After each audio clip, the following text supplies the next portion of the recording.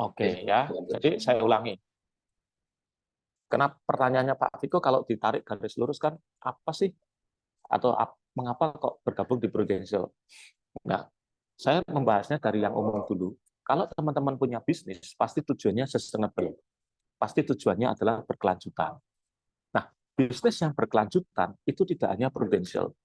Di luaran sana banyak sekali bisnis-bisnis yang bisa teman-teman pakai untuk berkelanjutan. Namun, teman-teman, bisnis apapun yang teman-teman akan pilih, paling mudah untuk mencapai berkelanjutan, itu berarti terjadi 3 hal. Kalau saya sering bicara kepada teman-teman yang sering ketemu satu, pastikan bisnis itu bisa menjadi leverage income teman-teman. Leverage income. Bisnis yang sehat adalah bisnis yang bisa menjadikan atau ya menjadi leverage income, percepatan uang gitu loh teman-teman. Percepatan uang, ya leverage income. Kalau bisnis itu bisa leverage income, maka bisnis itu bagus. Yang nomor 2, bisnis yang akan sustainable apabila dia mampu leverage dari sisi waktu. Dari sisi waktu. Kenapa kok dari sisi waktu? Karena kalau teman-teman seperti saya ketemu business owner, waktunya 24 jam. Ya kan? Tapi kalau Bu Safitri menjalankan bisnis Prudential 5 jam, Pak Viko 5 jam. Dalam bisnisnya Bu Safitri total 10. Kalau di sini ada 23 orang, masing-masing 5 jam sehari, maka dalam unit bisnisnya Bu Safitri sudah 100 jam lebih. Which is ini lebih dari 1 hari. Ini yang namanya pelipat gandaan waktu. Yang ketiga, bisnis akan mudah menjadi sustainable apabila dia mempunyai leverage tempat. Leverage tempat. That's why franchise berkembang sangat pesat. Kenapa? Karena pada saat jam 9 sampai jam 5, dia bisa beroperasi di 100 tempat di Indonesia. Ini yang namanya leverage tempat. Nah, apapun bisnisnya, kalau teman-teman punya 3 hal ini, maka teman-teman akan mempunyai bisnis yang sustainable. Permasalahannya adalah tidak semua orang mampu memiliki bisnis seperti ini. Kenapa? Karena satu, keterbatasan modal. Ya kan? Satu, keterbatasan modal. Untuk membuat bisnis yang punya leverage income, leverage waktu, leverage tempat, itu ada modal yang dikeluarkan. Ya, tidak semua orang mampu. Yang kedua, untuk mempunyai leverage income, leverage waktu, leverage tempat, kita perlu mentor. Mentor. Maka bayangkan kalau teman-teman membangun sebuah bisnis, modalnya tidak punya atau tidak terlalu kuat, kalau dalam bahasa Jawa modalnya cekak, tipis, sementara teman-teman butuh mentor. Harus bayar lagi. Menjadi ruwet gitu kan. Makanya kalau teman-teman ketemu orang-orang yang profesinya seperti saya, business coach, business consultant, di-hire perusahaan itu 6 bulan, 1 tahun kontraknya. Kenapa? Mereka membutuhkan itu. Ya. Jadi untuk menuju ke sini, itu kadangkala orang terbelenggu karena modalnya, karena mentornya. Nah kan? Yang ketiga, tidak tahu strateginya. Ya, tidak tahu strateginya. Nah sekarang kalau orang tidak tahu strateginya, dia butuh mentor. Ternyata modalnya kecil, ya bulet gitu kan, bulet, bulet. Nah 3 hal ini bagi saya menjadi jawaban ketika teman-teman ingin memiliki bisnis yang bisa leverage income, leverage waktu, leverage tempat dengan keterbatasan atau dengan sedikit modal, dengan modal yang terjangkau. Ya. Maka kalau teman-teman ingin memiliki sebuah bisnis yang keren, ya kalau pakai istilahnya Pak Viko bisnis 6 generasi, itu sustainable dengan modal yang kecil, ada mentor, diajarin strateginya, ada sekolah bisnisnya, ya prudential. Prudential. Makanya kalau teman-teman pernah ikut seminar saya di BOP yang saya bawain, saya selalu mengatakan, kalau teman-teman mau memilih bisnis supaya teman-teman jadi pengusaha, pilihlah bisnis di mana ada tim bisnis yang membantu Anda, ada komunitas yang mendukung, ada sekolah bisnis dengan kurikulum yang teruji. 3 hal ini teman-teman miliki, bisnis teman-teman akan sustainable. Ada enggak bisnis seperti itu? Ada. Yang bisa dilakukan oleh semua orang adalah prudential. Ya kan? Nah, itu jawabannya. Nah, saya akan tunjukkan, pas ini pertanyaannya Pak Viko, saya akan tunjukkan, hitung-hitungan simpel saya tentang yang namanya leverage income, ya, tentang yang namanya percepatan waktu. Percepatan income, pelipat gandaan income ya. Saya akan tunjukkan. Saya akan bawa nanti pakai Excel, tetapi supaya teman-teman tahu Excel-nya kayak apa, cara kerjanya saya pakai cara kerja seperti ini. Tolong teman-teman jangan telan mentah-mentah yang akan saya sharingkan. Tetap wajib konsultasi sama leader Anda. Ya, saya membawakan dari sudut pandang saya untuk memudahkan perhitungan leverage income itu seperti apa. Ya, misalnya ini adalah Q1, Q2, Q3, Q4. Ya, ini Q1, Q2, Q3, Q4. Tahun pertama kerja teman-teman adalah teman-teman berada di sini, selesaikan 60 juta, ya kan? Cari 3 AA. 3 AA. Lalu di Q2 teman-teman bantu AA Anda jadi 60 juta. Ini A1, Anda tambah aja 20 juta. Di Q3 Anda bantu A2 jadi 60 juta. Anda di sini nambah 20 juta. Di Q4 Anda bantu A3 jadi 60 juta. Anda nambah produksi pribadi 20 juta. Ini ya, tahun pertama. Maaf, Tahun Coach, kedua, kepotong itunya, screen-nya. oh, kepotong yang mananya? Q4-nya nggak kelihatan, Coach. Maaf. Oh, Q4-nya nggak kelihatan. Kelihatan. Kelihatan ya? Kelihatan. Oh, oke, sorry. Nah, di sini ya.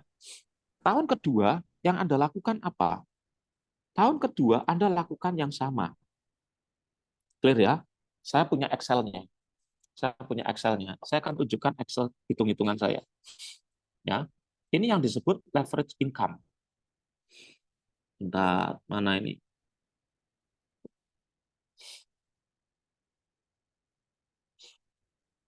Ini ya. Saya sharekan. Nih. Saya punya plan, cara kerjanya mendampingi agent-agent seperti ini. Tahun pertama, Anda produksi pribadi 120 juta. Kayak tadi, betul kan? Q1 60 juta, Q2 20, Q3 20, Q4 20 juta. Anda bantu setiap orang dari 3 orang ini punya 60. Anda total 300 juta. Anda naik AAD. Anda punya income tahun itu 3 juta per bulan. Ya, 3 juta per bulan.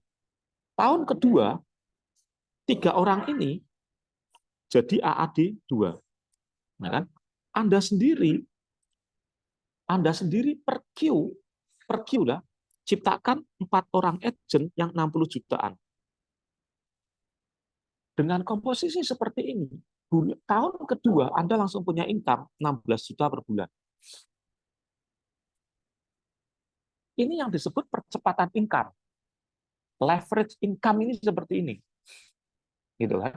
Lalu Anda tahun ketiga saya naikkan, ya. Yang 2 AAD ini, ya kan? Yang 2 AAD ini jadi ini, ya kan? Yang ini jadi ini. Sorry, kebalik. Benar. Yang ini jadi ini. Ya toh? Yang ini ada 2 yang jadi AAD. Anda cari lagi 4. Tahun ketiga, Anda punya income langsung naik 41 juta. 41 juta. Anda melakukan yang sama setiap tahun. Tahun kelima, Anda akan punya income 99 juta. Tahun kelima. Konsisten. Nah, 99 juta. Nah, inilah yang disebut leverage income. Inilah yang disebut leverage income. Ya, tapi sekali lagi ini hanya ilustrasi. Tiap leader punya cara sendiri-sendiri. Pak Viko bagus sekali proyeksinya, ya. Bu Savitri keren banget. Ini hanya sebuah contoh bahwa Prudential benar-benar leverage income. Nah, semoga teman-teman bisa menangkap why Prudential. Why Prudential. Saya tambahkan aja lah ya, karena pertanyaannya Pak Viko. Why Prudential? Kok belum muncul ya slide saya?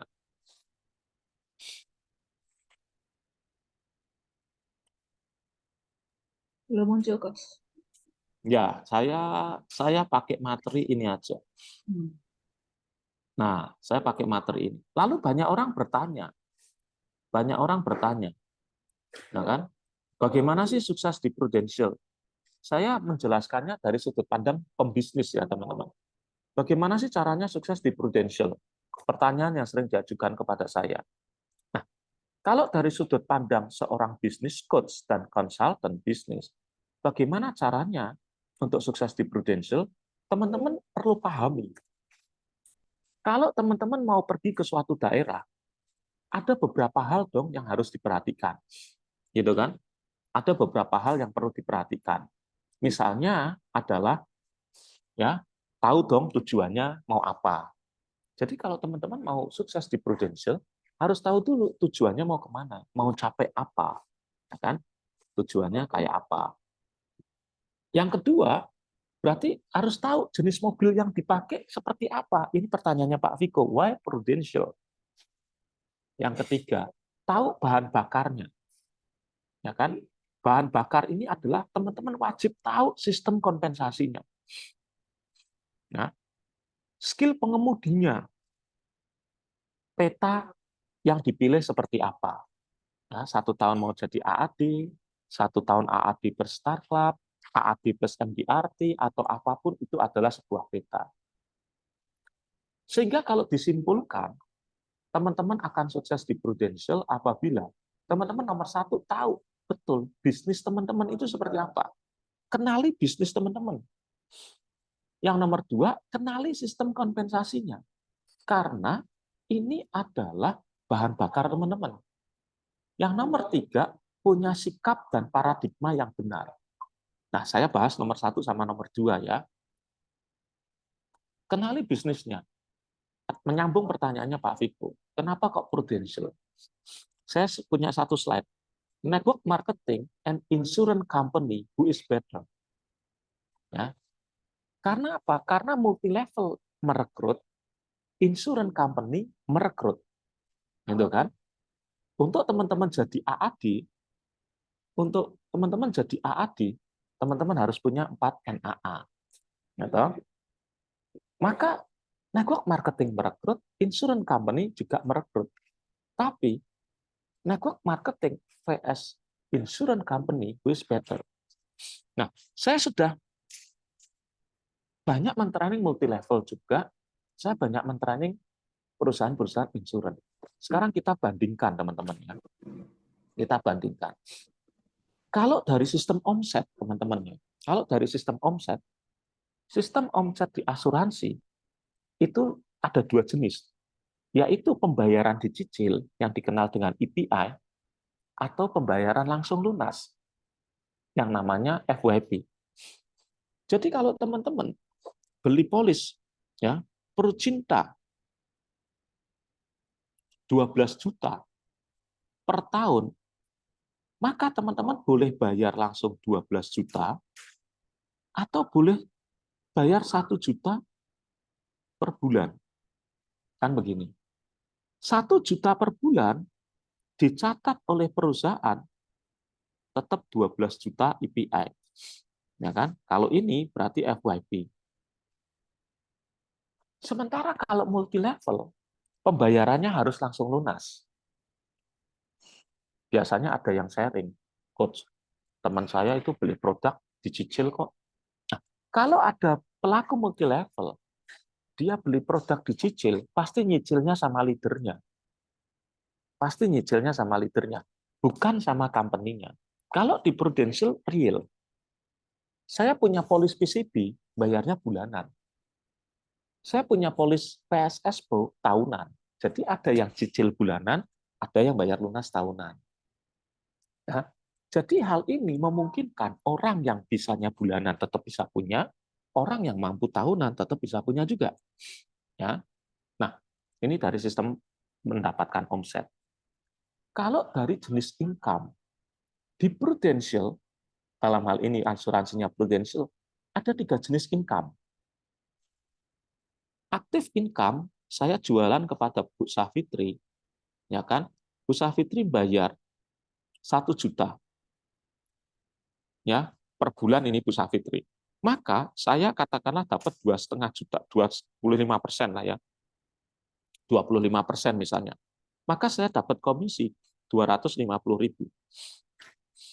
Nah, ini adalah aktif income. Betul kan? Ini adalah aktif income. Betul kan? Bulan kedua, Bu Safitri bayar lagi 1 juta. Saya dapat lagi 250.000. Ini namanya residual income atau ada orang menyebut repeat income. Ya. Passive income adalah pada saat teman-teman jadi AD, ya, terus bawahnya ada AAD atau agent, Anda dapat yang namanya OR.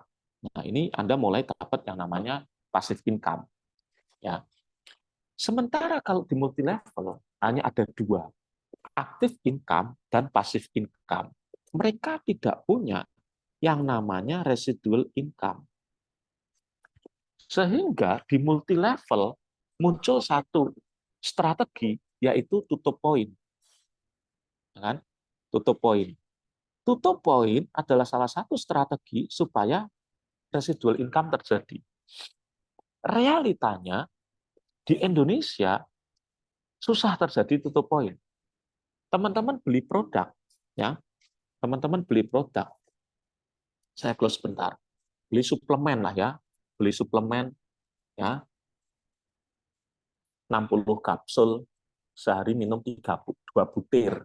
Berarti harusnya sebulan habis. Yang terjadi kalau di Indonesia diirit-irit.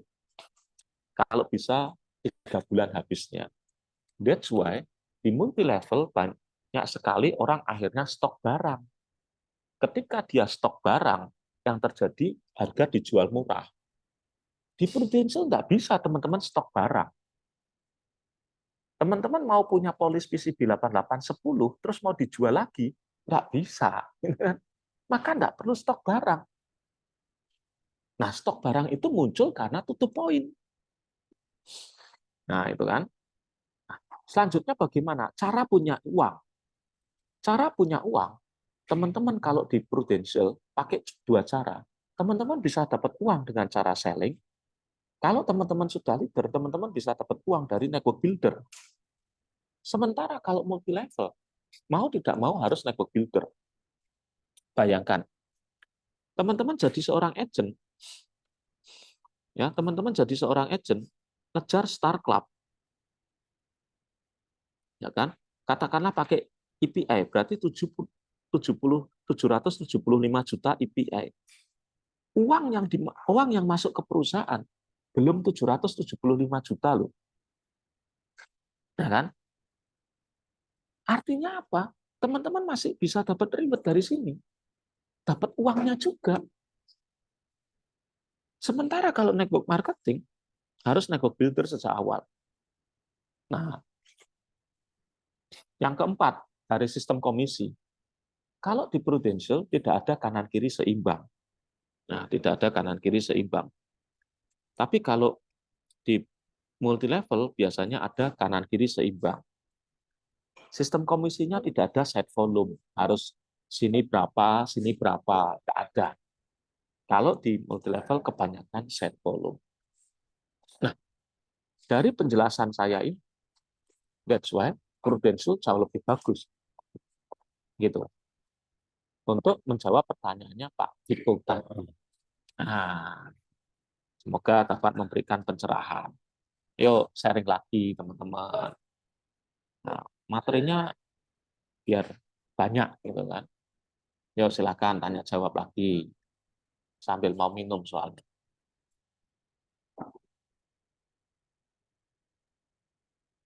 Oke, silakan teman-teman. Pertanyaan tadi udah dipancing pertanyaan dari Pak Viko. Ya. Dini mungkin ada pertanyaan Dini? Oh, namanya juga sharing atau curhat, sesi curhat. Mungkin boleh tanya kali ya Coach ya. Silakan. Bu Dini ya ini ya, boleh. Iya, dengan Tak Dini. boleh toh Bu Dini ya. Iya, gimana caranya ini ya? Apa maksudnya bukan merekrut ya, ini kan kita membangun tim ya. Jadi memang ada beberapa yang sudah saya rekrut, ntar sudah AJI atau segala macam tiba-tiba ngilang, susah dihubungin gitu-gitulah. Itu gimana cara itunya ya? Apa maksudnya membangunnya gitu-gitu sih, atau untuk merekrut dan segala macam. Jujur sih kadang-kadang masih agak suka kesulitan juga sih mau nyari yang benar-benar sevisi seini kita dengan kita gitu sih. Jadi ada beberapa yang sudah saya rekrut tiba-tiba hilang gitu-gitu sih, susah dihubungi gitu-gitu sih. Padahal ringnya masih termasuk ring satu gitu-gitulah. Atau WA di WA atau di itu nggak dibales gitu-gitulah. Gimana coach cara itunya coach? Masih di mute.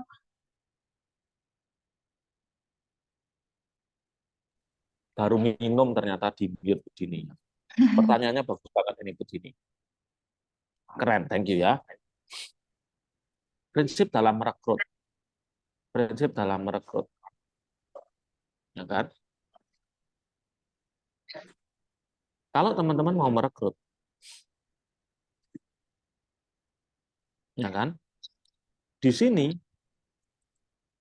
pertanyaan pertama, apa yang akan teman-teman tawarkan? Ini sangat penting banget. Apa yang akan teman-teman tawarkan? Ya, contoh, kalau teman-teman pernah hadir di BOP-nya Five, yang ditawarkan adalah bagaimana membangun aset. Teman-teman pernah ikut BOP saya di Five, saya biasanya membawakan jadi pengusaha. Teman-teman ikut punyanya Pak Viko, financial advisor. So, teman-teman pada saat mau merekrut, apa yang akan teman-teman tawarkan? Itu penting banget. Ada yang jadi pembisnis, ada yang jadi pembisnis muda, ada yang jadi financial advisor, ya kan? Ada yang jadi financial educator, ada yang yuk kita bangun aset melalui Prudential, whatever teman-teman. Teman-teman harus create satu pesan bahwa ketika Anda bergabung dengan saya, Anda akan jadi apa? Apa yang akan teman-teman tawarkan? Ini nomor satu. Nomor satu adalah apa yang teman-teman mau tawarkan. Ini berlaku di semua kok. Ya kan? Teman-teman mau selling Prudcinta, atau mungkin nggak usah Prudcinta lah, PCB atau Prowaris. Sebentar muncul Pro Anugrah. Misalnya teman-teman edukasi PCB 88. Bu Dini sama Bu Rini sama-sama menawarkan PCB. Kenapa kok orang harus belinya ke Bu Dini? Kenapa orang harus belinya kepada Bu Rini? Karena konsep yang ditawarkan berbeda. Orang akan ngeklik dengan konsep yang sesuai menurut dia keren. Selling maupun rekrut sama. Ini berlaku di semua bisnis. So, konsep yang mau teman-teman tawarkan apa dulu? Nomor satu. Nomor dua, di dalam Prudential, di dalam bisnis Prudential, tidak ada ilmu membaca orang. Jadi saya itu ketika ketemu orang, saya nggak bisa, oh ini calon Adi, ini Bu Safitri selanjutnya, ini Pak Viko selanjutnya, nggak bisa. That's why dalam merekrut nomor 1 adalah quantity, nomor 2 berarti kalau di sini ya, quantity itu always number one. Number one. Ya, quantity always number one. Quantity always number one. Loh, kalau saya mau merekrut orang berkualitas bagaimana? Meskipun teman-teman merekrut orang berkualitas, harus ke sini. Kalau teman-teman punya 1 orang dokter, ada kemungkinan dokter ini, apalagi kalau dokternya jomblo, bisa lari-lari. Tapi kalau Anda punya 10 dokter, masa sih dari 10 nggak ada yang jalan? Nah, quantity always number one. Ya, maka rekrutlah dalam jumlah yang banyak. Walaupun teman-teman merekrut orang yang berkualitas, tentu harus yang banyak. Nomor 2. Nomor 3, teman-teman perlu pahami. Nanti belajar sama Pak Viko sama Bu Safitri. Merekrut perlu rekrutmen skill. Rekrutmen skill. Membuat agent jalan, membuat agent mau jalan. Ini perlu positioning skill. Ya, positioning skill. Membuat agent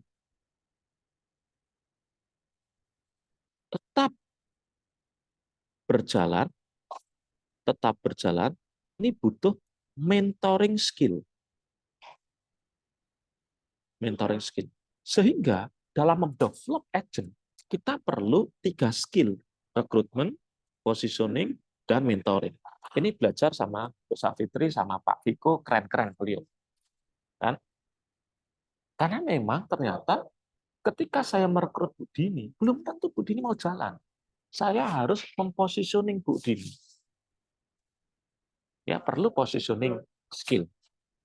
Nah, ada orang-orang lain yang menyebut activation skill sama. Nah, jadi dalam kita merekrut ada 3 hal ini yang perlu kita pegang. Pertama adalah apa yang ingin kita tawarkan. Mau jadi financial advisor, financial educator, ya kan? Membangun bisnis 6 generasi, membangun bisnis, ya, pindah kuadran, bangun aset, whatever, pesannya apa. Yang kedua, quantity always number one. Yang nomor 3, merekrut butuh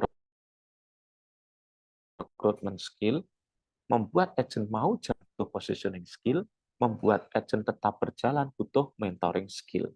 Nah, nomor 3, Bu Saf, ya, Bu Safitri, Pak Viko sudah ahli. Begitu Bu Dini. Betul ya Bu Dini yang tanya tadi ya? Yes, Ada 3. Ya. terima kasih Coach. Ada yang masih bingung Bu Dini? Jelas. Oke, yuk sharing lagi teman-teman.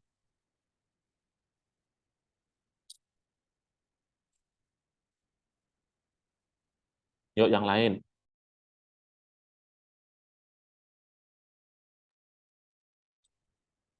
Metode pada berdoa berjamaah ini. Oh, ada Mas Indra. Nah, Ini sambil nyetir, Coach. Jadi mendengarkan ya, dulu. hati-hati Pak Indra. Ya, Pak Dian, Bu Pipit, Bu Rini, Bu Dian, dan Bu Zainab. Nah, kira-kira apa yang paling menarik ya Coach untuk kita tawarkan ke calon rekrutmen? Ini pertanyaan bagus. Loh, ini kok materinya jadi rekrutmen? Benar sudah belajar rekrut kah Bu Safitri? Pak Viko? Kalau tim saya memang calon AAD sih ceritanya coach, jadi Oh, memang sudah diarahkan untuk mencoba latihan oh, untuk rekrut. oke. Kalau begitu saya buka eh, materi aja ya. 2 menit.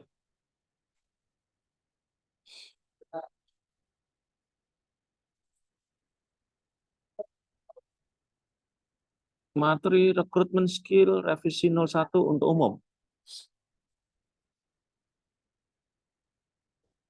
Kan ini direkam biar muncul gitu ya. Biar muncul nih. Nah,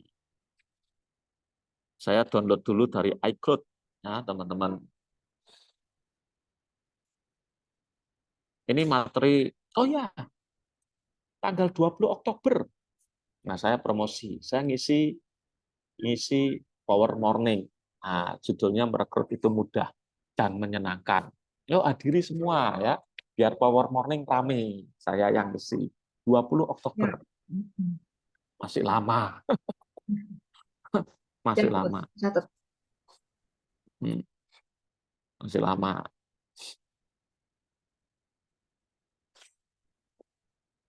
Oke ya. Kalau yang jadi AAD ya, yang sudah mau jadi AAD, berarti kan sudah merekrut. Saya sharing dari sini, rekrutmen. Ya, ini slide-nya belum saya hias ya, teman-teman ya. Belum saya hias, jadi ya wis lah. Apa adanya ya, tulisan dulu. Ini slide saya rekrutmen. Mengapa kok teman-teman perlu merekrut gitu ya? Selling and recruit adalah nafas bisnis pro, bukan OR ya teman-teman. Selling and recruit. Yang nomor 2, teman-teman akan mudah naik peringkat. AD, ya, mulai agent, AAD, AD1, AD2, kalau kita hanya merekrut lebih mudah. Tujuan di Prudential adalah memiliki sustainable business. Dan itu terjadi karena ada rekrut dan leader baru bermunculan. Uang besar di Prudential dapat dari overriding, teman-teman. Uang besar, bukan dari jualan.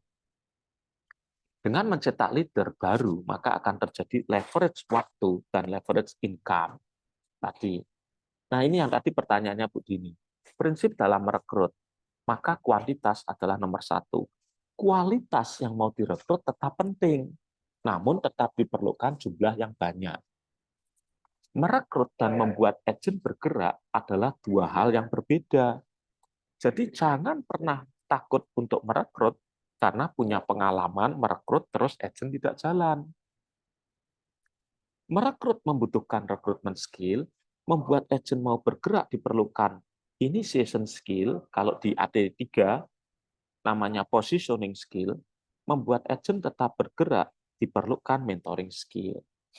Ya, nah, teman-teman kalau pakai kategori saya, kriteria yang direkrut, ya tetapkan kriteria agen yang direkrut. Perhatikan kualitas. Kalau saya gunakan metode FAST ya. Nanti tanya ke Pak Viko atau Bu Safitri. Kalau saya pakai metode FAST, FAST. Nah, ini step by step versi saya merekrut ya, teman-teman. Ini step by step versi saya merekrut. Harus building rapport, bawa atau singgung ide bisnisnya. Nah, yang tadi pertanyaan dari siapa? Ibu siapa tadi? Saya lupa. Ibu Ratu Ayu Dewi. Nah, kira-kira apa yang paling menarik ya coach untuk kita tawarkan ke calon rekrutan? Itu di nomor 2. Sesuaikan dengan bisnis language-nya. Sesuaikan dengan bisnis language-nya. Ya, sesuaikan dengan bisnis language-nya. Lalu amati respon ya, jika prospek setuju, jika prospek, nah ini latihan presentasi lah ya. Teman-teman, leader teman-teman Bu Safitri, Pak Viko sudah expert dalam hal merekrut ya. Nanti kalau ada waktu ya bolehlah kita latihan bersama-sama dengan saya. Ini saya skip ya, teman-teman nanti perlu belajar 7 pertanyaan ya, cara menggunakan 7 pertanyaan kayak apa. Nah, ini yang menarik. Setiap prospek memiliki bisnis language-nya sendiri-sendiri. Saya stop dulu. Sampai di sini saya stop dulu. Penjelasannya begini, Bu Ayu Dewi dan teman-teman. Benar ya, Bu Ayu Dewi ya, Ratu Dewi Ayu kebalik. Kalau teman-teman bicara sama seorang marketing, pasti sudut pandangnya adalah omset. Kalau ada teman-teman di sini yang kerjanya finance, pasti sudut pandangnya adalah penghematan. Omsetnya besar, kalau tidak terjadi penghematan, susah. Tapi kalau teman-teman bicara sama orang HRD, dia tidak akan suka penghematan, dia tidak akan suka omset, dia sukanya adalah turnover-nya rendah. Nah, masing-masing ini bahasanya beda-beda. Ini yang namanya business language. Clear ya sampai di sini ya. Ini yang namanya business language. Jadi, setiap prospek memiliki business language-nya sendiri-sendiri. Maka Anda perlu memahami business language mereka dan cara menawarkan bisnis prudensial perlu sesuai dengan business language tersebut. Pak Viko pakai business language-nya adalah financial advisor. BOP-nya 5 pakai business language adalah membangun aset. Ya kan? Nah, orang kaya atau pengusaha ya, orang kaya atau pengusaha suka membangun aset. Maka Pak Viko ada bisnis 6 generasi. Itu menarik. Gitu kan? Karena orang kaya pasti sukanya jadi memiliki aset. Tapi kalau orang menengah, karyawan, profesional, dia tertarik kalau diajak punya bisnis, jadi entrepreneur, punya passive income. Anak-anak milenial rata-rata suka komunitas yang bagus. Jadi yang ditawarin kurang lebih, mau enggak? Kita punya komunitas yuk. Komunitas ini bagus dan kamu bisa mendapatkan uang dari komunitas ini. Ya, Pak ibu-ibu rumah tangga, kita bisa tawarin bisnis yang dapat dilakukan paruh waktu, income-nya besar, komunitas yang saling support dan menghasilkan income. Nah, teman-teman harus kreatif. Kira-kira orang di depan kita itu bisnis language-nya apa? Tiap orang beda-beda. Kalau saya mengamati, minimal ada 4 tipe. Ada orang yang kaya atau pengusaha, ada yang menengah, ada yang milenial, ada yang ibu rumah tangga. That's why, teman-teman, kalau teman-teman di AD3, BOP-nya 5 selalu mengatakan, bangun aset, supaya lewat aset kita punya passive income.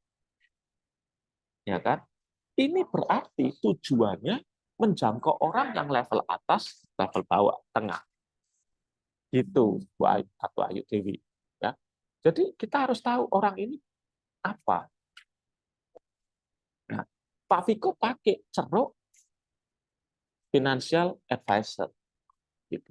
Kalau saya sering diskusi sama Pak Viko sama Bu Savitri, saya kalau mengajarkan merekrut, saya pakai shifting to entrepreneur atau road to be an entrepreneur.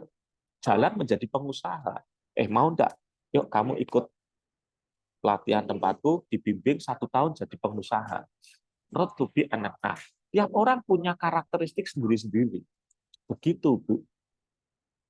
Siapa tadi? Ratu Dewi Ayu. Nunung Nurjana. Tuh. Nah, yuk lagi. Biar saya ada akan dulu bernafas. Satu dari saya mungkin Coach Rudi. Hmm. Ini pernah pun saya alami di awal saya jadi agent ya, tenaga pemasar. Terus shifting jadi financial planner. Mungkin juga teman-teman di sini awalnya pernah mengalami hal ini bahwa apa yang kita kerjakan tuh sebenarnya kan sudah seperti pebisnis ya Pak Kosudi ya. Bukannya Betul, pura-pura jadi pebisnis bukan ya, tapi Iya. memang kita tuh pebisnis gitu ya. Tetapi ada embel-embel menjual asuransi gitu ya. Bagi sebagiannya itu masih basicnya masih gengsi gitu ya. Masih gengsi atau mungkin dianggap masih di luaran ya, bukan di sini, masih dianggap sebelah mata. Nah itu kadang kita akhirnya tidak kurang bergerak itu gara-gara hal tersebut. Nah Sudut pandang Coach Rudy mengenai hal ini bagaimana? Iya, tidak ada sebuah bisnis yang tidak menjual. Teman-teman jadi saya, teman-teman juga harus menjual produk training. Teman-teman harus nawarin training. Saya sering mengatakan begini, teman-teman di insurance ya, kakak teman-teman, bapak ibu teman-teman, masih bisa loh jadi nasabah. Saya hari ini kadang saya curhat loh teman-teman. Saya itu punya kelas ya, punya kelas NLP, itu sudah sampai di Singapura, Johor, Kuala Lumpur. Sampai hari ini, papa saya almarhum belum pernah ikut kelas seminar saya. Mama saya hari ini nggak pernah mau ikut kelas seminar saya. Lebih berat mana? Ya, teman-teman jual insurance. Ya tuh ya, bude bisa beli, ya, paman bisa beli. Keluarga saya nggak ada yang mau ikut tuh ya. Tapi kalau bicara tentang selling, ujung tombak sebuah bisnis adalah selling, adalah menjual. Lalu kita perlu pahami itu dulu bahwa kok freeze ya kelihatannya. Halo, halo, Bu Safitri, suara saya freeze kah? Aman. Aman. Terdengar. Ya, jadi ini hanyalah sebuah paradigma. Dalam sebuah bisnis, pasti ujung tombaknya adalah jualan. Jualan, ujung tombaknya. Nah, kita abaikan produknya dulu ya. Kita harus mempunyai pola pikir bahwa dalam sebuah bisnis, ujung tombaknya adalah jualan. Meskipun ada yang jualnya produk tangible, jual seperti ini, ya, minuman, atau jualan yang intangible, seperti saya, jual training, seperti teman-teman, jual insurance. Nah, masalahnya adalah teman-teman belajar nggak caranya supaya soft, ya, supaya soft. Maka ada banyak cara. Teman-teman bisa belajar rekening SIP, teman-teman bisa belajar rekening 3 generasi, magic bill, ya segitiga kehidupan, segitiga finansial, ada banyak cara supaya kita bridging-nya ke nasabah atau ke calon nasabah lebih soft. Ya. Tapi ingat, ini adalah teknis. Di atas teknis, mentalitas kita harus kuat dulu. Saya dulu enggak suka jualan. Makanya dulu kalau gabung yang namanya multi level itu selalu cari yang tidak ada produknya. Yang penting gabung, ya kan, tiap bulan dapat namanya money game itu. Sampai sekarang nggak pernah sukses. Sampai akhirnya ketika saya masuk kerja dan akhirnya saya menjadi entrepreneur sendiri, saya harus jualan produk saya. Apa yang saya lakukan? Saya punya satu guru, ketika saya jualan kelas saya itu gagal, saya konsultasi, pertanyaan dari guru saya adalah, Pak Rudi masih yakin nggak bisa jadi trainer? Bukan diajarin teknis, teman-teman. Sejak saat itu saya menyadari, sejak saat itu saya menanamkan dalam pikiran saya, jualan itu mudah kalau saya tahu caranya. Jualan itu mudah kalau saya tahu caranya. Jualan itu mudah kalau saya tahu caranya. That's why hari ini saya belajar terus-menerus. Teman-teman, kalau sering lihat Instagram atau lihat TikTok, sekarang teori marketing berubah menjadi FOMO marketing. Bagaimana produk apapun kita buat supaya orang itu takut kalau tidak membeli. Ya, sudah berubah teknik jualannya. Maka, nomor satu, dalam bisnis apapun, dalam pekerjaan apapun, ujung tombaknya adalah jualan. Yang kedua, miliki sikap mental bahwa jualan itu mudah kalau kita tahu caranya. Sejak itu, saya mendoktrin diri saya selalu afirmasi kepada diri saya, jualan itu mudah kalau saya tahu caranya. Jualan itu mudah kalau saya tahu caranya. Dan itulah yang mendorong saya terus mau belajar jualan. Hari ini, kalau saya nanganin bisnis coaching, teman-teman, selalu yang saya pegang nomor satu, saya kena jatah bagaimana meningkatkan penjualan. bagaimana meningkatkan omset. Selalu nomor satu masuknya ke area marketing. Ya, sales and marketing department selalu. Jadi akhirnya mau nggak mau ya suka jualan. Nah, jadi kalau teman-teman berbicara jualan, bukan masalah produknya dulu, tapi sikap mental kita dulu. Mau nggak mau kita harus suka jualan. Nah, jualan itu akan mudah kalau kita tahu caranya. Nah, kalau saya belajar dari teman-teman yang leader, itu banyak sekali cara-caranya. Ya, banyak sekali. Ada tadi yang saya sebutkan, rekening SIP, Magic Bill, dan lain sebagainya. Gitu, Bu Safitri. Nah, saya Oke, kasih catatan dulu.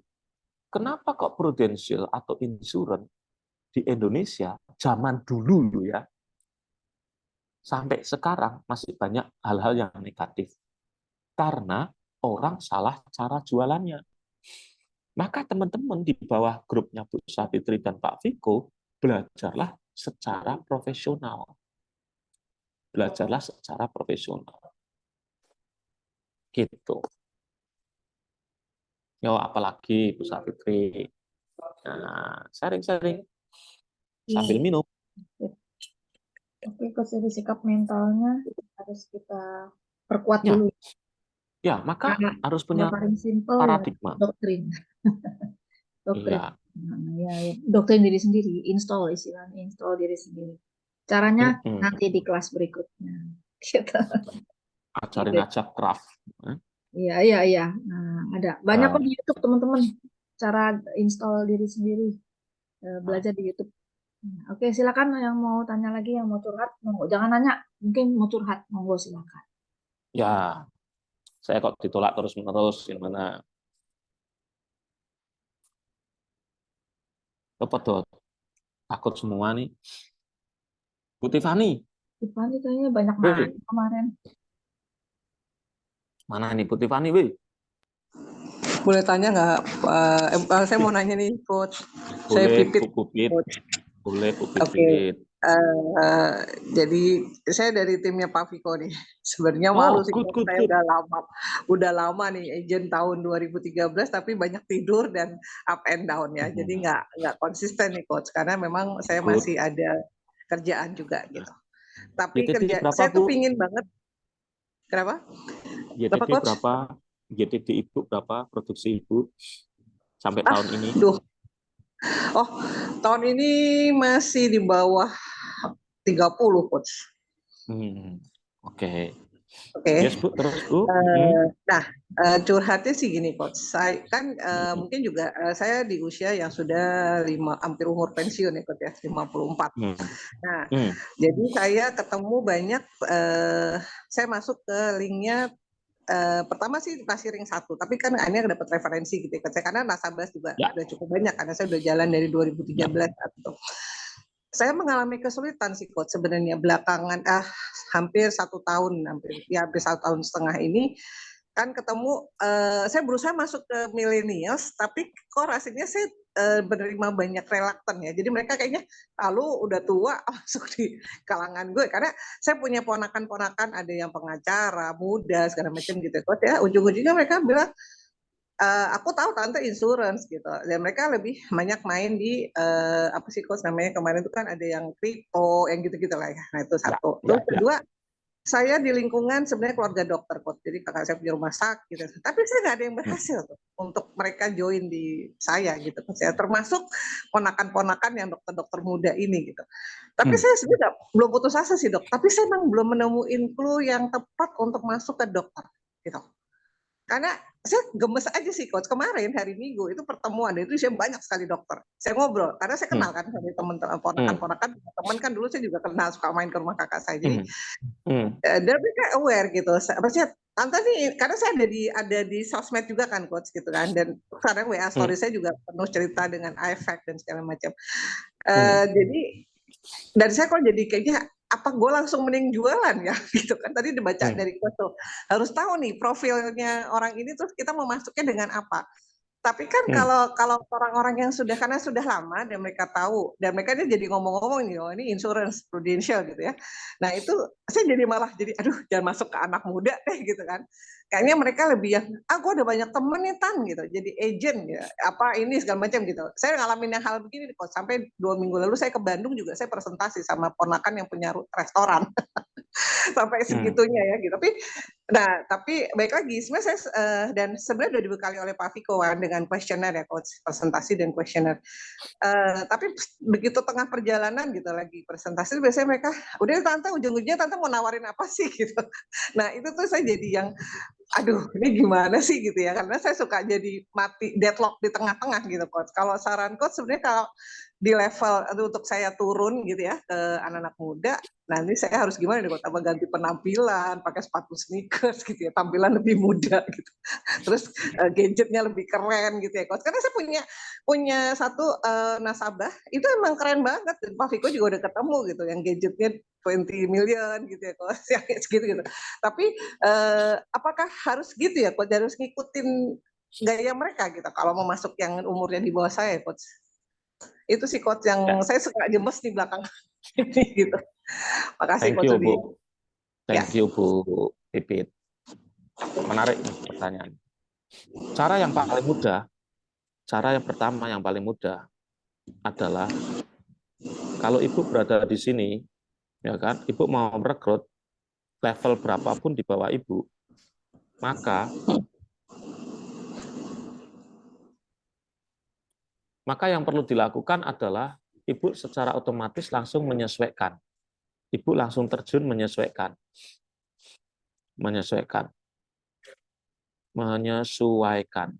Ya, langsung menyesuaikan. Namun menyesuaikan langsung, ya kan? Saya usia 40-an langsung menyesuaikan kepada usia 20-an itu juga challenging. Ada yang bisa, ada yang tidak. Gitu kan? Tapi kalau kita langsung bisa merubah penampilan, gaya bahasa, ya kan? Bisa gaul lah sesuai mereka akan nyambung. Cara yang kedua, sebetulnya kita bisa step by step, Bu. Let's say ya, kalau Ibu usia 50 misalnya, usia 45 masih bisa tercover kok Bu 5 tahun. Maka Ibu rekrut yang usia 45 tahunan. Ini ke sini sebetulnya masih nyambung. Kan? Nah, yang 45 dia suruh merekrut yang usia 40-an. Ya kan? Nah, lama-kelamaan nanti grup Ibu akan terdiri dari anak-anak yang muda. Gitu, Bu. Nah, sekarang tinggal rentang waktunya atau rentang usianya ini Ibu mau ngambil berapa? 5 tahun atau 10 tahun? Mau 50 rekrut 40, saya pikir kalau 50-40 masih mudah menyesuaikannya daripada let's say kita usia 50 menyesuaikan kepada usia 20. Apalagi anak kita misalnya 28.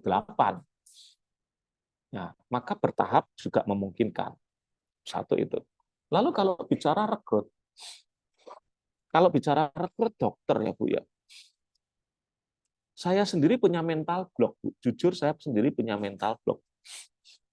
Kenapa? Begini, Bu. Dokter itu, sorry ya, kalau teman-teman di sini ada profesi yang dokter ya, sorry banget. Saya minta maaf dulu. Dokter bagi saya adalah profesi yang dalam tanda kutip paling sombong di muka bumi ini. Bagi saya. Kecuali dokter itu sudah kenal sama saya, lalu jadi klien saya. Saya beberapa kali, saya sampai hari ini punya 2 klien dokter. Nah, maksudnya apa saya ingin mengatakan seperti itu? Kadangkala ketika kita ketemu profil yang di atas kita, di Prudential bisa borrowing strength. Ya kan? Misalnya, Bu Savitri sama Pak Viko bisa ngadain pertemuan, undanglah dokter yang sudah jadi agent, jadi pembicara, ya kan, sharing. Hasil sharingnya direkam, diupload ke YouTube, Ibu bisa share supaya orang terbuka. Itu kan berarti borrowing strength. Contoh sederhana tidak hanya dokter sebetulnya, Bu. Ada banyak sekali saya membantu teman-teman yang coaching ketemu pengusaha. Jadi ada seorang ibu-ibu rekrut pengusaha juga bingung, caranya mau apa bingung. Lalu akhirnya ngajak saya, apa yang terjadi? Ya karena saya business coach ketemu sama pengusaha nyambung. Nah itu yang namanya borrowing strength. Ya, meminjam kekuatan. Nah, Ibu bisa meminjam kekuatan dari Pak Viko, Bu Safitri. Atau adain pertemuan, undang dokter yang bicara. So, many teknik, Bu. Many teknik. Gitu. Lalu kalau bicara tentang presentasi, tadi ada satu kalimat yang menarik. Udahlah, Tan, ujung-ujungnya Tante mau nawarin apa gitu kan? Saya tidak bisa menjawab, karena kalau menurut standarnya Five United, kita pakai presentasi Five United, itu alurnya sudah jelas. Kita ajarin, kita kasih tahu pentingnya membangun aset, kalau aset terbentuk income-nya sekian, lalu cara membangunnya kayak apa. Itu kalau dilakukan, paling cepat 20 menit selesai, presentasi rekrut selesai.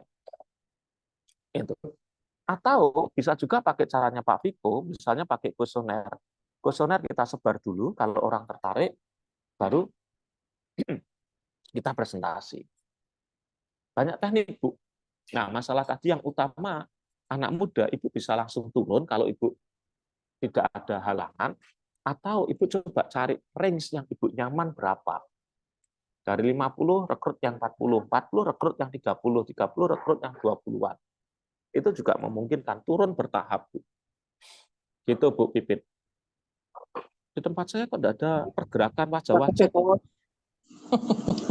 Di laptop saya tidak ada pergerakan wajah-wajah ini. Aman, Coach, aman. Bu Tiffany? Makasih, Coach. Ya, makasih, Bu. Bu Tiffany mana, Bu Tiffany? Ya. Sharing dong, sharing. Lagi nggak pengen. Lagi nggak pengen curhat, Coach. Dengerin aja. Itu Japri ya suratnya. Nanti ya. kalau curhat panjang. Japri ya. Sudah tahu DNA-nya, selling sama rekrut, udah titik. Dan tinggal action. Japri. Siap. Yuk teman-teman yang lain. Izin nanya, Coach. Oh ya, Bu Sena. Ya. Ya, Coach. Kalau bagaimana supaya tetap stabil, kan bisnis ini up and down ya, yang Ya. saya rasakan gitu kan. Kita kadang udah ngerasa udah betul-betul all out gitu ya di bisnis ini, tapi hasilnya nggak sesuai harapan kita. Nah, Ya. itu gimana caranya supaya bisa tetap maksudnya tetap semangat gitu ya, supaya tetap stabil, tetap konsisten, karena kadang Yes. Pas down itu jadi konsistennya menurun gitu. Ya, betul. Gitu. Thank you Bu Sena. Ya, ini sama-sama. slide-nya sudah saya siapin, tapi saya daripada lemot, ya saya pakai tulisan saya saja. Supaya tetap konsisten, supaya tetap menjadi pemenang, apa yang harus teman-teman lakukan di dalam bisnis ini? Dalam bahasa Inggris, mau tulisannya saya bikin tebel ah. Bentar, mau paling tebel. Kesimpulannya cuma satu. Be the right person. Ya, be the right person. Untuk menghadapi atau menjawab pertanyaannya atau sharingnya Bu Zainab, bagaimana caranya kita tetap konsisten? Be the right person. Nah, right itu apa? Right itu R-I-G-H-T. Ini materi saya dalam bulan ini banyak sekali bahas ini. Orang yang be the right person berarti orang yang selalu ready to change, selalu berubah, siap untuk berubah lebih baik. Hasilnya enggak sesuai perkiraan, enggak apa-apa, tak coba lagi. Semangat terus-menerus. Integrity. G adalah goal oriented. Goal oriented itu berarti kita fokus pada apa yang kita mau, bukan fokus pada apa yang tidak kita mau. H adalah high level energy.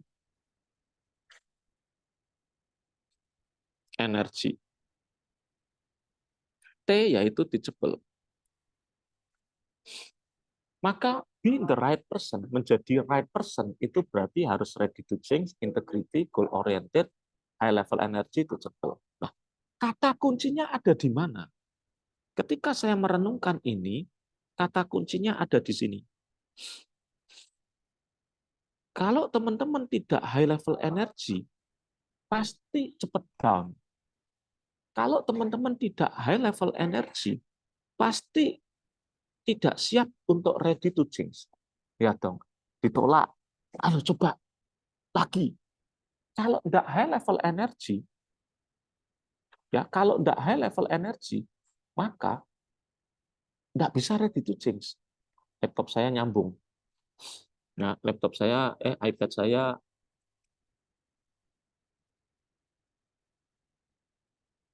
sebentar. Ada pertanyaan. Saya lanjutkan dulu ya. Whiteboard. Nah, whiteboard-nya mana nih? Belum nyambung ini ya, whiteboard-nya. Ya sudah. Oh, jadi kalau kita bicara right, berarti ready to change.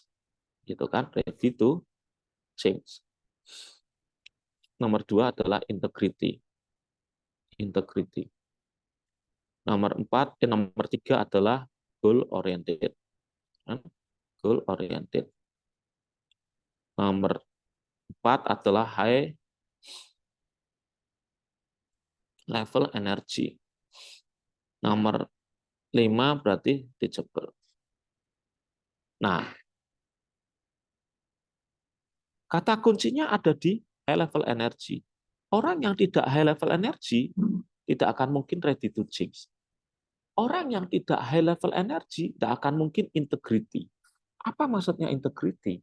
Melakukan apa yang sudah direncanakan, meskipun tidak dicek oleh Pak Viko dan Bu Safitri. Itu yang namanya integrity. Jadi kalau sudah janji presentasi dalam 1 minggu itu 10 orang, dilakukan. That's integrity. Nah, untuk menjadi orang yang berintegrity, harus high level energy. Kalau orang tidak high level energy, orang tidak akan mungkin goal oriented. Fokus pada goal-nya. Orang yang tidak high level energy, impossible disuruh belajar manutan. Maka supaya konsisten seperti yang tadi ditanyakan oleh Bu Zainab, betul ya, harus high level energy. Nah, high level energy, iPad saya konslet wifi-nya, tapi tidak apa-apa lah. Nanti tulis ulang. Bentar, izin pindah device. Loh, ini kenapa nih? Loh, bentar, saya juga masuk lagi nih. Nah, pertanyaannya adalah high level energy itu bagaimana caranya? Nah, yang paling mudah, high level energy itu berkaitan erat dengan belief kita. Berkaitan erat dengan belief kita.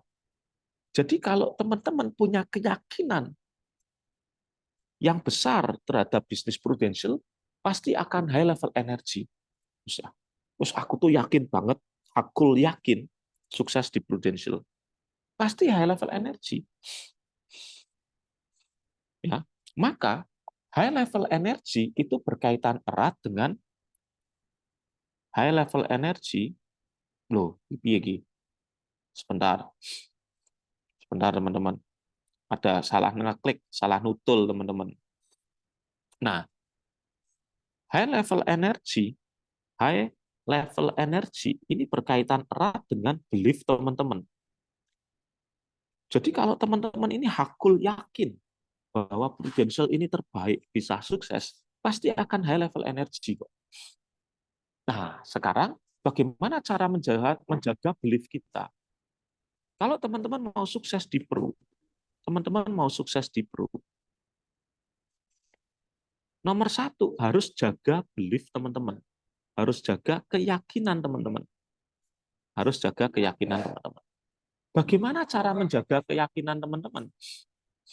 Ya, bagaimana cara menjaga keyakinan teman-teman? Teman-teman harus punya environment yang mendukung. Maka pada saat Anda jatuh, pada saat Anda kecewa, pada saat Anda down, jangan pernah tinggalkan leader Anda. Kenapa? Karena leader adalah garis kehidupan Anda di bisnis ini. Environment akan membuat Anda tetap punya keyakinan. Jadi pada saat Anda down justru lari dari leader, salah.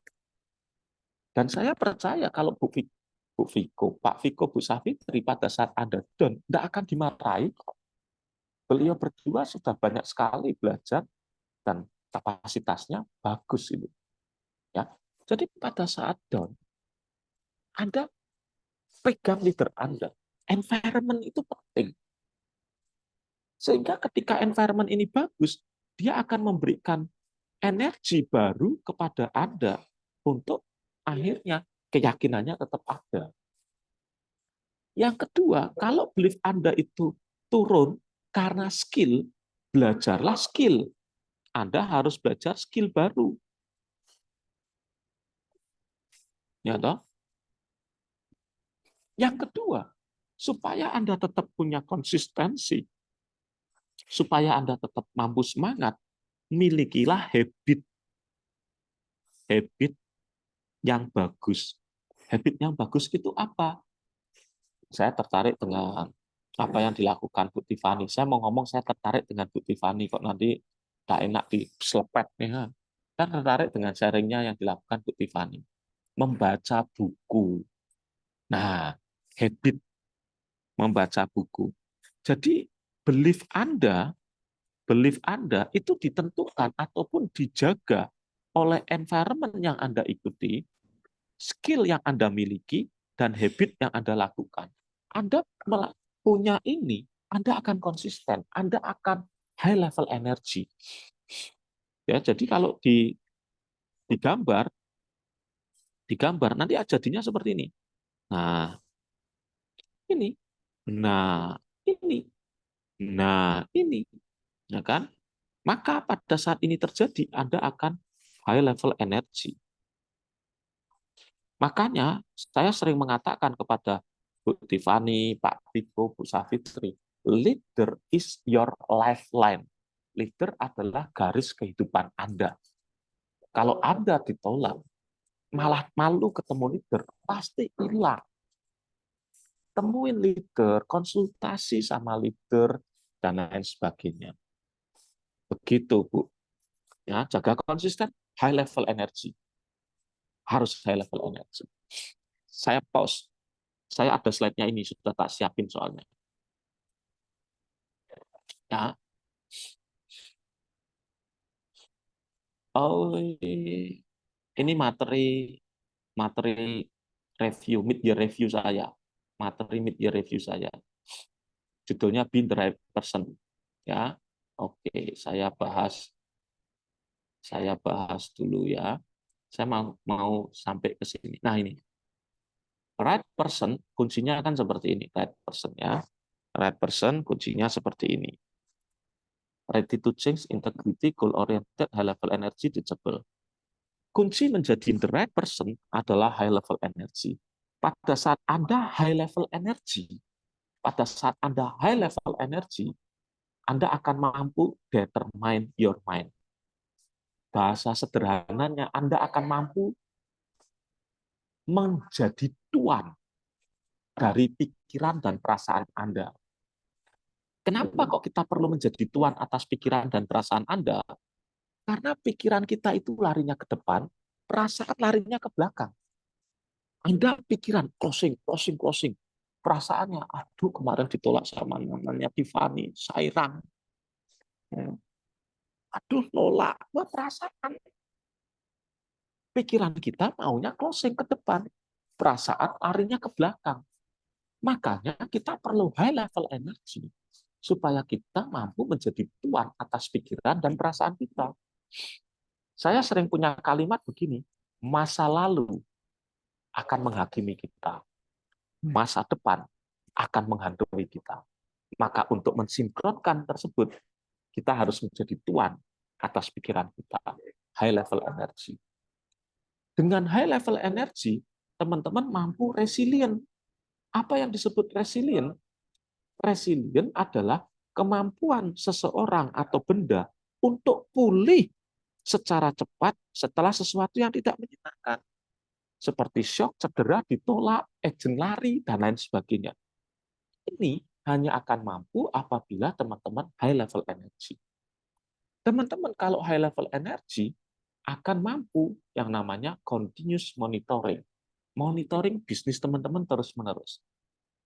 Jadi kuncinya ada di high level energy. Begitu Bu Zainab. Ya, baik Coach, terima kasih. Sama-sama. Enak onset ya kalau kayak gini ya. Bu Tiffany adain onset lah. Online grandet-grandet gitu kan. Onsite bisa seharian ya, Coach? Iya. Harian. Puyeng katanya. Onset bisa. Oh iya, ada Saya pertanyaan siang, di Coach. chat. Bisa aja Ada sore. pertanyaan di chat. Dari Ibu Dian Setiorini, apakah menjadi seorang pelaku di usaha ini harus menjadi seseorang yang introvert dan talkative? Apakah ada kiat khusus untuk menjadi kedua pribadi seperti itu? Tidak harus. Jawaban saya tidak harus. Saya dalam dunia training itu ekstrovert. Tapi kalau saya sedang sendirian, naik kereta, naik pesawat, jarang ngajak ngomong sebelah saya meskipun cantik. Saya lebih suka diem.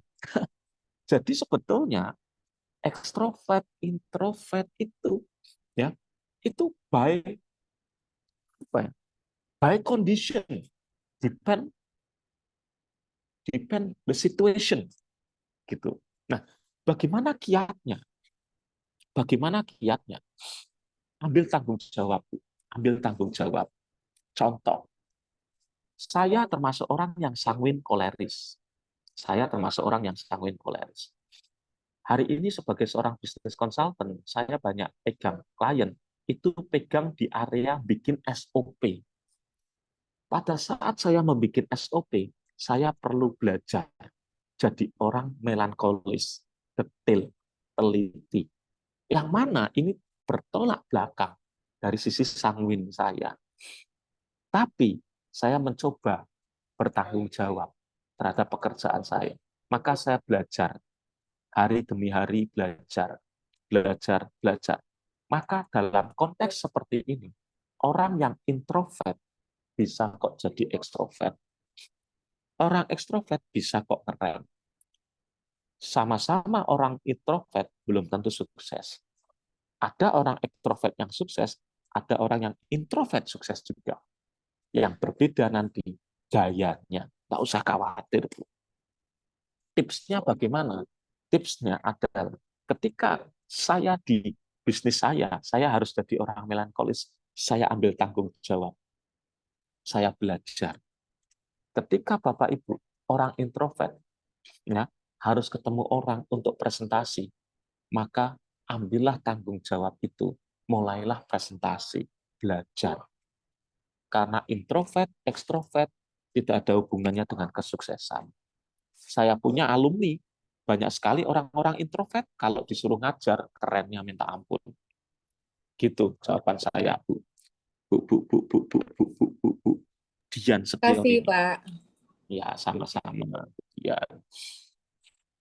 Yo, teman-teman, ada lagi enggak? Sering. Oke. Wah, makin seru ya. Makin malam makin seru nih. Pertanyaannya dilanjutkan, teman-teman. Sampai jam berapa nih, Coach? Coach Loh, harus masuk kereta jam berapa? Saya naik kereta jam 22.40. Harus high level energy, teman-teman. Benar, high level energy. High level Saya energy. nyampe Jakarta jam 3.55. Ya, toh? Saya tadi kenapa kok naik kereta? Penerbangan dari Semarang ke Jakarta sekarang paling akhir kita jam 4. Ya, saya jam 5 sampai jam 7 ada Zoom. Nggak mungkin. Naik kereta sampai Jakarta jam 3.55. Besok adalah hari Selasa, saya harus ke Kokas jam 10. Onset, coaching. Besok saya selesai jam 10 malam. Orang sukses harus belajar high level energy. Jadi nggak ada ya, namanya lagi bangun bisnis jam 6 udah di rumah gitu ya. Nggak ada. Nggak ada ya, Coach. Dimanapun begitu. Nggak ada. Tadi yang tanya rekrut siapa ya? Yang sudah dijawab apa belum dijawab? Sudah saya jawab semua. Coach, Saya mau sharing begini teman-teman. Ya. Sudah banyak, suaranya banyak. ya mau nanya lagi yang tentang high level energy tadi, Coach, nyambung tadi. Ya Bu. Kalau misalnya tiba-tiba ya kita udah berusaha terus, tapi kok gagal lagi, sehingga kadang ada kesimpulan apa saya nggak cocok ya di bisnis ini gitu ya. Nah itu yang sering saya temui, ya saya juga kadang ngalamin sendiri, tapi tim saya juga begitu gitu, Coach. Jadi baru 3 bulan, 4 bulan akhirnya ngilang mereka, karena mereka ngerasa begitu gitu.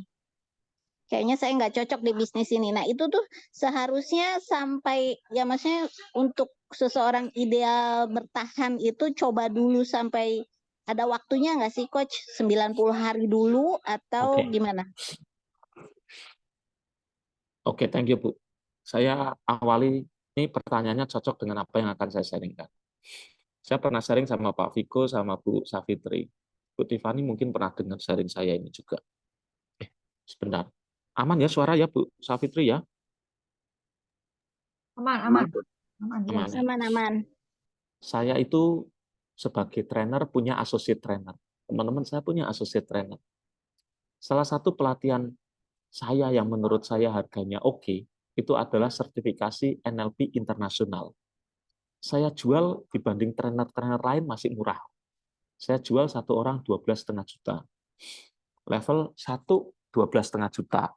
Level 2 12,5 juta. Berarti orang bayar 25 juta. Level 3 trainer sekitar 20 juta. Berarti 45 juta. Saya punya satu orang yang saya kader jadi trainer saya. Ngambil pelatihan senilai 45 juta itu saya berikan. Cukup bayar sertifikatnya saja. Apa yang terjadi teman-teman? Hari ini saya bicara di hadapan teman-teman. Trainer saya yang saya gratisin itu menjadi associate trainer kompetitor saya. Menjadi associate trainer kompetitor saya. Kadang-kadang saya merenung. Kalau kejadiannya seperti itu, apakah saya harus menutup PT saya? Saya punya PT kan Sertrova Solusi Indonesia. Apakah hanya dengan kejadian tersebut saya nutup PT saya seolah-olah saya gagal? Sama teman-teman. Nah, teman-teman ditolak. Nah, nggak ada yang bergabung, nggak ada yang beli. Apakah dengan kejadian seperti itu, teman-teman rela dalam tanda kutip menggadaikan impian teman-teman untuk sukses? Saya nggak rela, teman-teman. Teman saya, alumni saya itu yang jadi associate trainer di kompetitor saya, ya sudah biarin. Saya bangun associate lagi. Kalau saya nutup PT saya nggak ketemu teman-teman. Gitu. Jadi impian saya, bisnis saya jauh lebih berharga dibanding apa yang saya alami. Tapi kan hal itu gampang diucapkan. Pada saat dulu saya ngalami sakit hati. That's why seorang coach punya coach, teman punya leader. Nempellah kepada leader terus-menerus supaya Anda tidak hilang seperti yang dulu hampir terjadi itu kan. Satu itu. Nomor 2, saya sendiri kalau punya agent, nah saya kan mengcoaching banyak agent, saya punya standar. Seorang agent itu akan bagus apabila dalam 1 bulan minimal 15 kali presentasi. 15 kali presentasi. Ya, minimal. Nah, 15 kali presentasi. Ini teman-teman ya. Nanti teman-teman ketemu sama Pak Viko sama Bu Savitri. Saya punya standar begini. Ini bulan pertama, bulan kedua, bulan ketiga. Seorang leader harus punya standar agent 15 kali presentasi. Nah, pada saat 15 kali presentasi, ini hasilnya bagaimana? Nah, kalau hasilnya oke, maka lanjut. Itu. Nah, sekarang kalau hasilnya not okay, ini kan harus dicari solusinya. Problemnya ada di mana gitu kan? Problemnya ini ada di mana? Problemnya ada di mana? Biasanya, teman-teman, biasanya kalau hal seperti ini, ya, biasanya kalau hal seperti ini, problemnya satu ada di mindset, ya kan? Nomor dua di activity, nomor tiga di daftar nama,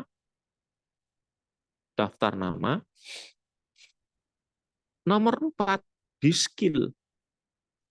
Biasanya salah satu. Jadi kalau orang sudah presentasi 15 kali dalam 1 bulan, terus hasilnya tidak memuaskan, biasanya kalau tidak 1, 2, 3, 4, bisa karena mindsetnya salah, bisa karena activity-nya kurang, bisa karena daftar namanya yang dipilih daftar nama yang jelek, bisa karena mindset-nya bagus, wow, sebulan presentasi 20 kali, daftar namanya oke, tapi skill presentasinya masih jelek. Nah, teman-teman perlu ketemu leader, dianalisa ini yang mana. Setelah itu benahi.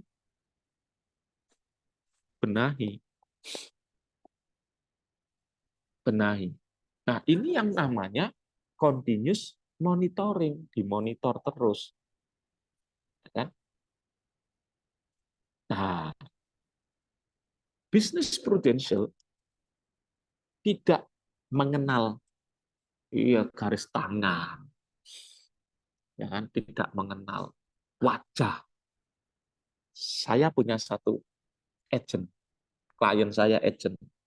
Bu Safitri, Pak Viko kenal orang AP3.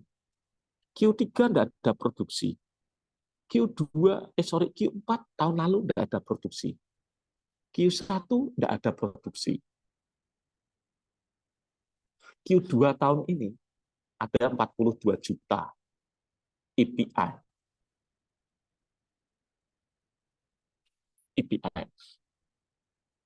Maka bisnis prudential adalah bisnis yang bertahan lebih lama, dia yang akan sukses.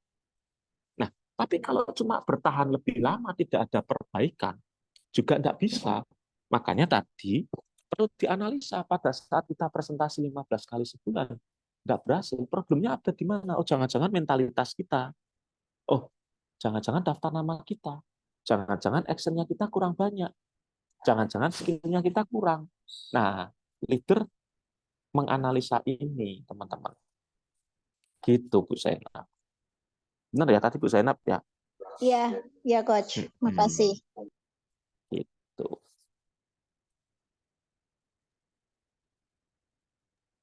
Jadi kuncinya jangan berhenti gitu Coach.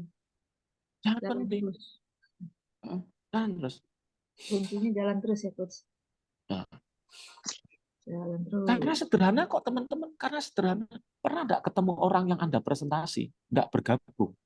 Tiba-tiba 3 bulan lagi dia jadi nasabah di agent lain. Banyak yang kayak begitu.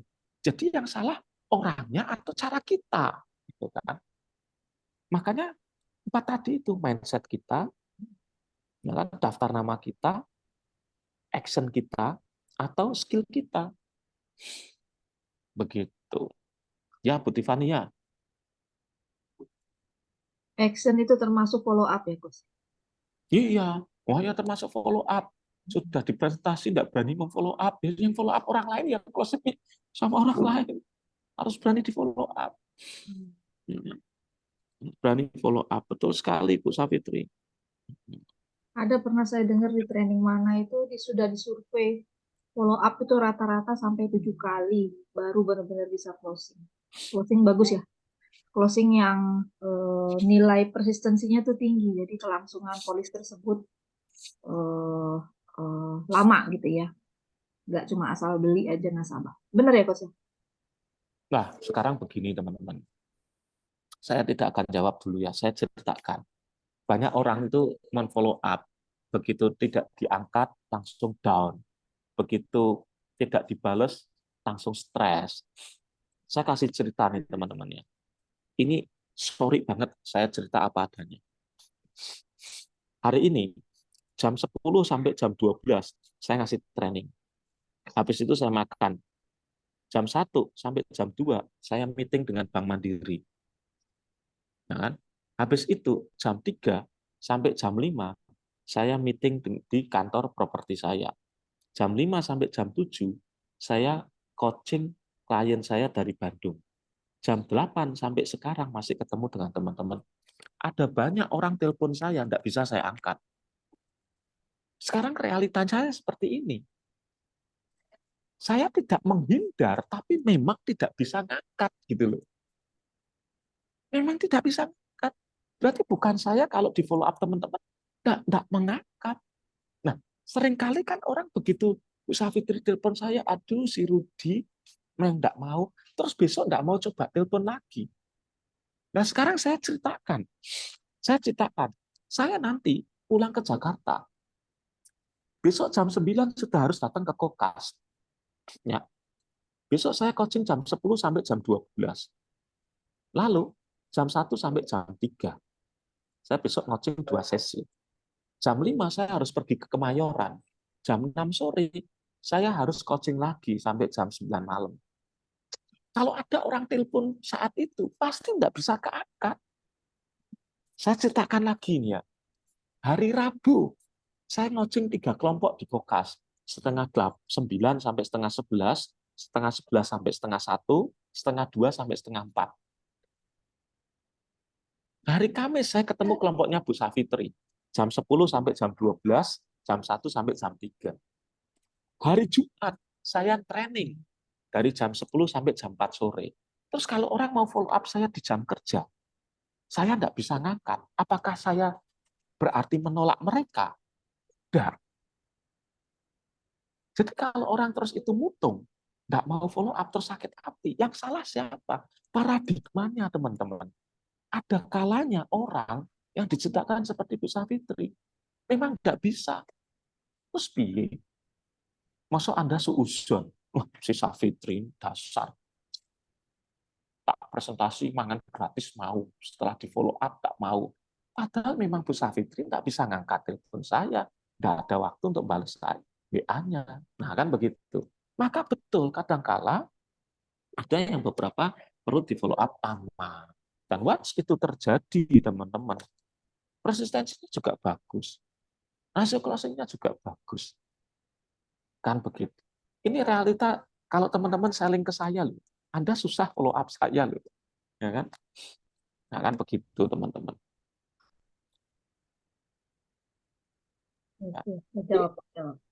Ya, Bu Safitri balas ke saya itu, saya WA-an Bu Safitri itu setelah ngasih training itu, dalam perjalanan ke Bank Mandiri itu.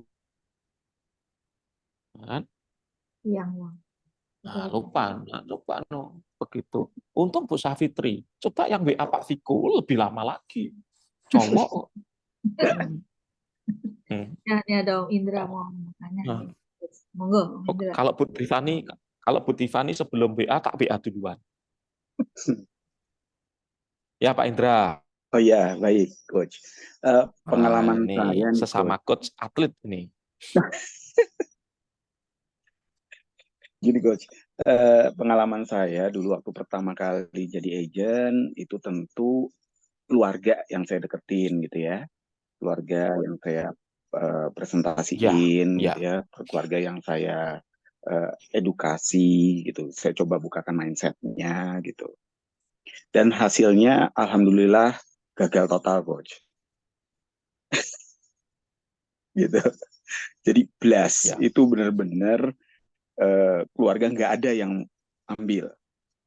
Terus kemudian bahkan malahan keluarga ambil di Sibiru dengan nilai API itu 100-an juta.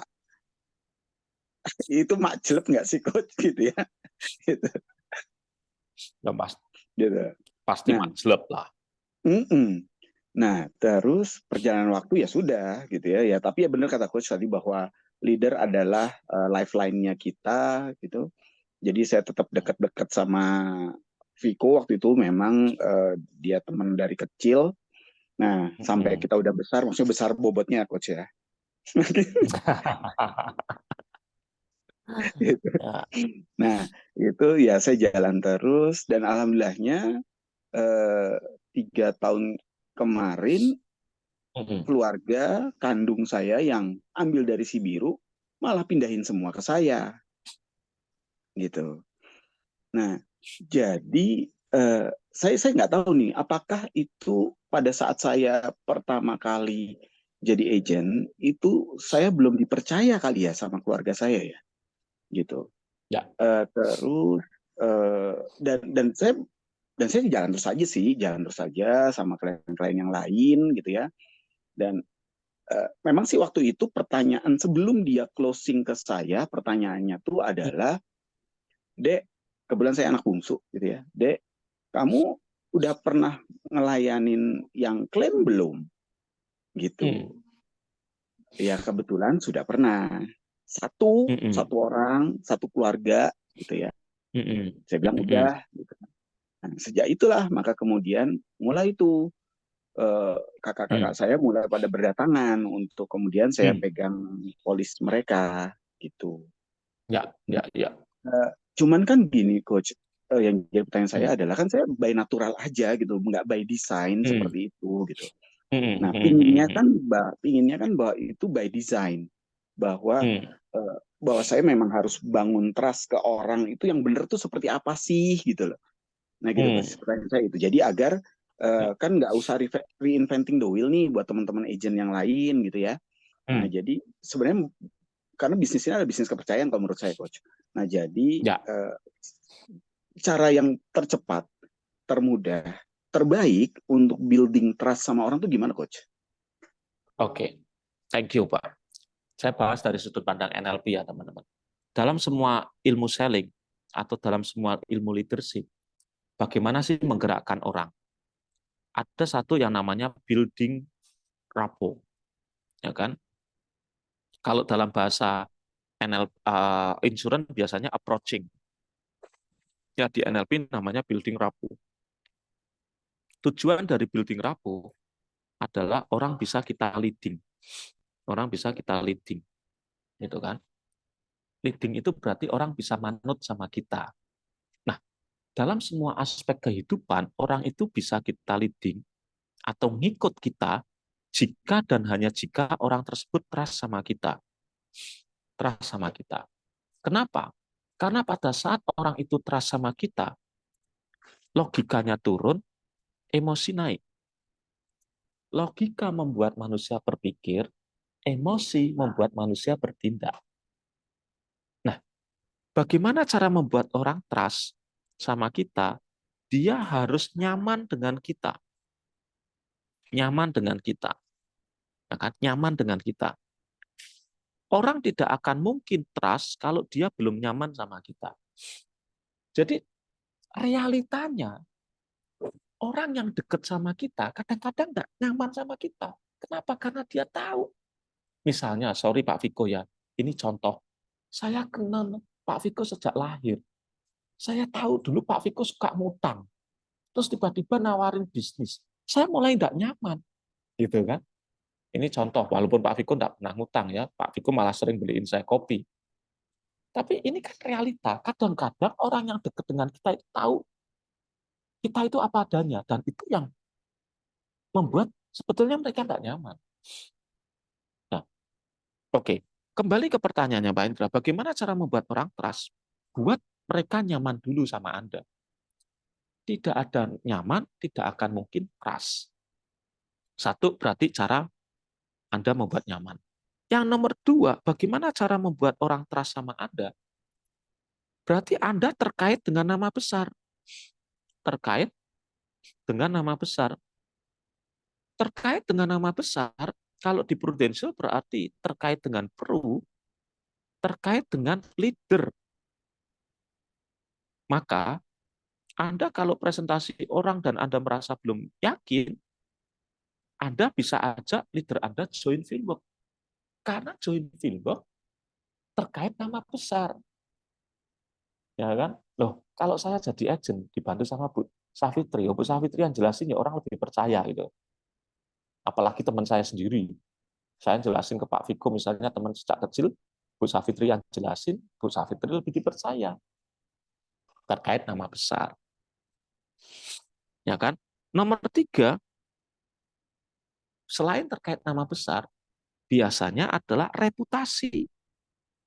Nah, yang tadi dalam konteksnya Pak Indra itu adalah reputasi. Pernah enggak sih nanganin klaim dan lain sebagainya? Ya kan? Nomor 4, orang bisa saja trust sama kita karena referensi. Referensi. Nomor 5, orang bisa trust sama kita karena cara berpakaian. Ya, maka grooming penting. Bentar. Cara berpakaian atau cara berkomunikasi. Berkomunikasi. Nomor 6, Anda perlu belajar yang namanya human skill. Nah, biasanya human skill ini dipelajari di NLP. Nah, ini kiat-kiat praktis bagaimana membuat orang trust. Anda datang ke dokter, Anda tidak pernah tanya, loh, dokter Anto ya, lihat KTP-nya dong. Tidak pernah. Karena lihat cara dia berpakaian, bawa stetoskop, langsung percaya dia dokternya. Cara berpakaian, cara berkomunikasi, ya, referensi itu penting karena membuat orang lebih trust sama Anda. Reputasi seperti Pak Indra terkait nama besar, buat dia nyaman. Atau kalau mau belajar, ya belajar NLP supaya menguasai human skill. Nah, 6 cara ini adalah kiat-kiat agar orang bisa trust sama kita. Gitu, Pak Indra. Baik, Coach. Oke. Ada lagi teman-teman? Oh, semangat membara ini. Wah, bertahan 22 orang, keren.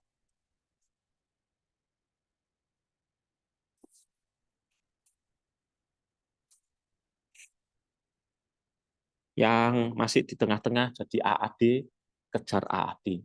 Masih ada waktu 5 bulan. It's very possible untuk jadi AAD. Sangat mungkin. Untuk yang mau jadi AD.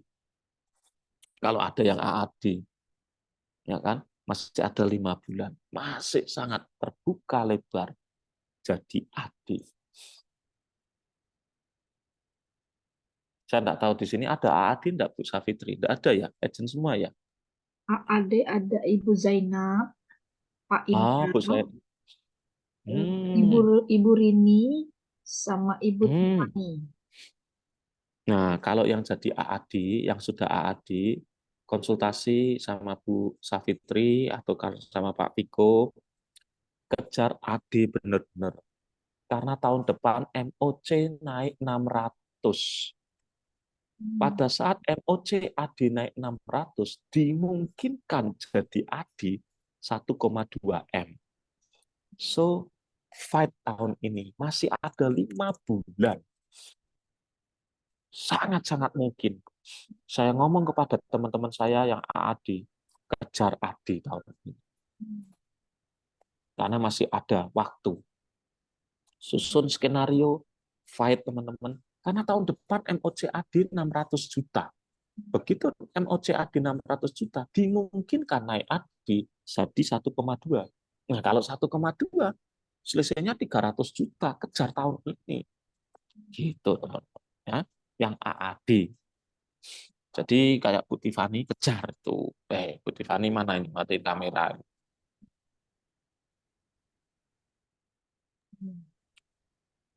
Hadir. Ada pertanyaan, teman-teman? Tidak ada. Saya wabillahi taufik wal hidayah. Wassalamualaikum warahmatullahi wabarakatuh. Monggo.